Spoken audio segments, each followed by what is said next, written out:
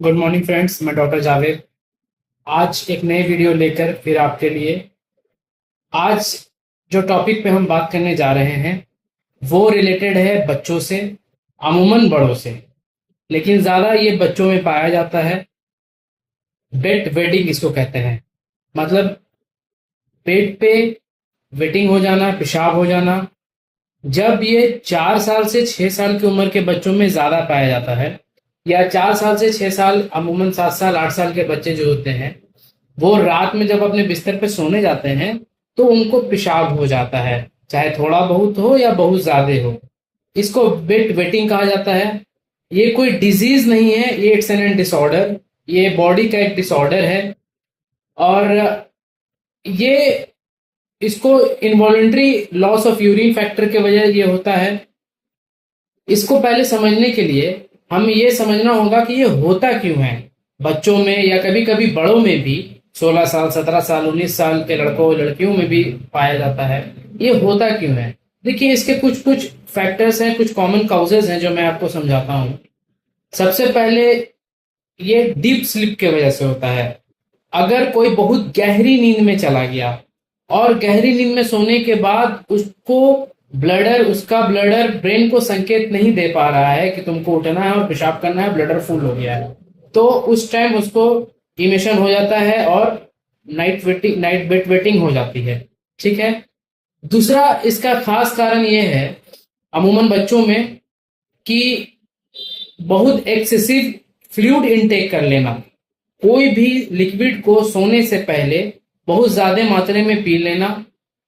और तीसरा खास कारण इसका यह भी होता है कि फैमिली हिस्ट्री, अगर किसी के माँ को, किसी के फादर को ये दिक्कत रहा है तो उससे उन बच्चों को भी वो दिक्कत रहता है। ठीक है। चौथा है कॉन्स्टिपेशन। अगर किसी बच्चे को पेट क्लियर नहीं होता है, बहुत पेट में वॉर्म्स होते हैं, कीड़े उसके पेट में हैं, और उस वजह से भी ब्लडर भारी हो जाता है, ब्लडर को जगह नहीं मिलता और बार बार इमिशन होना चालू होता है, बेड वेटिंग होना चालू हो जाता है। हार्मोनल फैक्टर्स भी इसमें है। एक हार्मोन है वैसोपिरिन, जो सही से काम नहीं करता है या उसकी मात्रा कम हो जाती है, जिस वजह से रात में बच्चे अक्सर अमूमन पेशाब कर देते हैं। देखिए, इसको और मेडिकल कंडीशन भी इसमें आते हैं, जैसे यूटीआई होना, यूरिनरी ट्रैक इन्फेक्शन जिसमें पेशाब में खुजली वगैरह होता है, या फिर डायबिटीज की प्रॉब्लम। अमूमन आजकल जो 18-19 साल के लड़के हैं या लड़कियां हैं, 20 साल की लड़कियां हैं, उनको डायबिटीज अगर हो गया है, या किसी भी एज में 30 प्लस भी डायबिटीज हो चुका है, तो बार बार रात में पेशाब होता है। खैर, उसमें नींद टूटना ना टूटना अलग बात है। और इसमें एक और खास कारण है स्लीप एपेनिया। स्लीप एपेनिया इसको कहा जाता है, जो इनवॉल्ट्री मतलब स्लीप, ऐसा डीप स्लीप में चले जाना, ये उसी तरह का काउज है, लेकिन एपेनिया इसमें हो जाता है स्ट्रेस फैक्टर के वजह से, कि कोई बहुत टेंशन में है, बहुत ज्यादा टेंशन लिए हुए है, और वो सोया और सोते के साथ उसको पेशाब हो गया, उसको पता भी नहीं चला। ठीक है। तो ये कुछ कारण है, कुछ चीजें हैं जो बेड वेटिंग में बेड वेटिंग के लिए मैं बता रहा हूँ। बेड वेटिंग से बचने के लिए सबसे पहला, रात में सोने से पहले अपने बच्चों का खास ख्याल रखें। सबसे पहले कि उनको अच्छे से पेशाब क्लियर करवाएं, कि जाओ तुमको पेशाब करना है, पेशाब बेहतर तरीके से करके आओ। दूसरा, कोल्ड ड्रिंक, खास के फ्लूइड इनटेक जो हो रहा है कोल्ड ड्रिंक का, या कोई भी ऐसा ठंडा पदार्थ जिसमें ठंडापन है, या बहुत ठंडा पानी भी, चिल्ड वाटर, वो नहीं देना है। रात में सोने से पहले कॉमन टेम्परेचर पे जो नॉर्मल वाटर होता है वही पीजिए, और थोड़ा बहुत पीजिए।